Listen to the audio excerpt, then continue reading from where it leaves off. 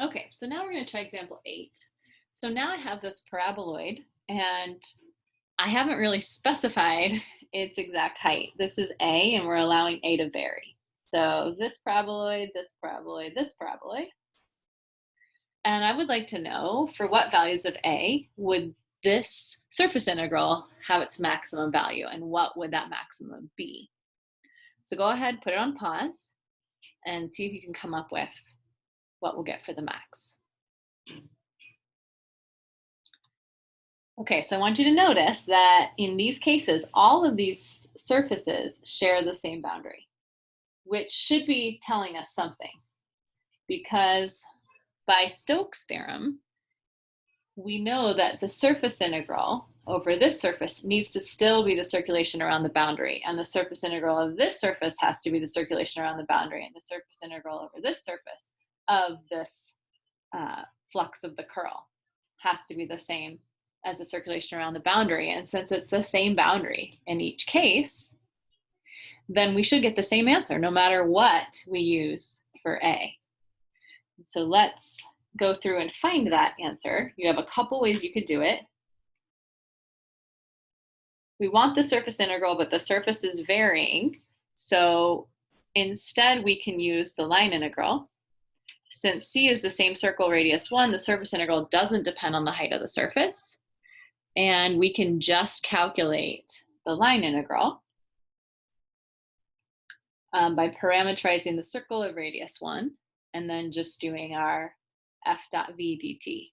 So it's got some algebra involved, but at the end of the day, the surface integral of this particular vector field over any of these surfaces, this flux of the curl over any of these surfaces is going to be the same.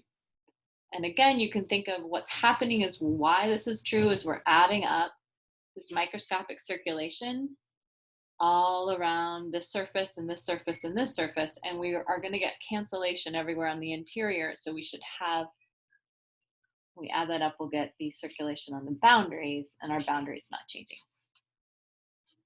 The other way you could have done this was just to flatten this like we saw in that demo before, and just do the surface integral over the circle in the xy plane. So you would just integrate this, but you would let your surface be the circle of radius 1, and then in that case your n hat would become k hat. And it would basically just be an example of Green's theorem then, because Green's theorem just applies in the plane. So you can do it either way, and if you try it that way, you'll still get pi when you do that double integral.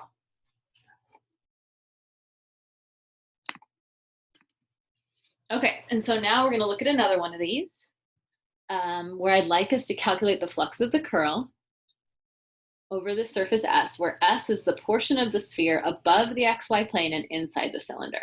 So S, it's a little bit hard to see, but we've just tried to zoom it in here. S is just this surface right here. It's just that little cap. And then it has that little circle as its boundary. So we now actually know a minimum of 3 different ways you could do this. I want you to see if you can try it, or at least set up the 3 different ways, and then we'll talk through them.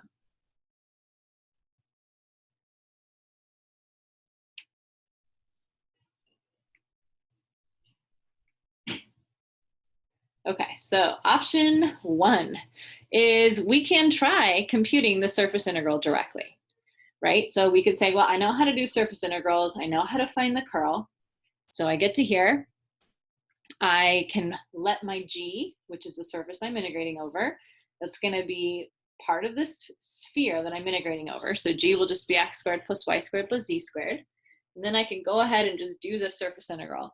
But you're going to notice that I get to a pretty messy double integral, even when I switch to polar. Like I tried to switch to polar, and then I'm like, this still looks messy. And so this is a sign to you that's like, all right, there must be an easier way.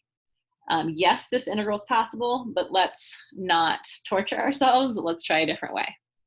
So option 2 is we could change the surface and make it an easier surface to integrate over. In other words, imagine just flattening that cap down so that that's supposed to look like it's a flat surface there in yellow. I know it looks a little distorted, but I could really just let S1 be the circle of radius 1 that's sitting in the plane. Z is square root of 3, because that's where these two intersect. And then in that case, I can do the surface integral. It's going to be pretty nice and pretty easy, because in that case, my ds and my dA will be the same. This is parallel to my xy plane, so my Jacobian is just going to be 1. And when I integrate, I'm going to end up seeing, okay, I get 0. Now, the third way is I could have done this by saying, I'm just going to use Stokes from the very beginning. And instead of calculating a surface integral, I'm going to go right to calculating the circulation around the boundary. So I could parameterize the boundary.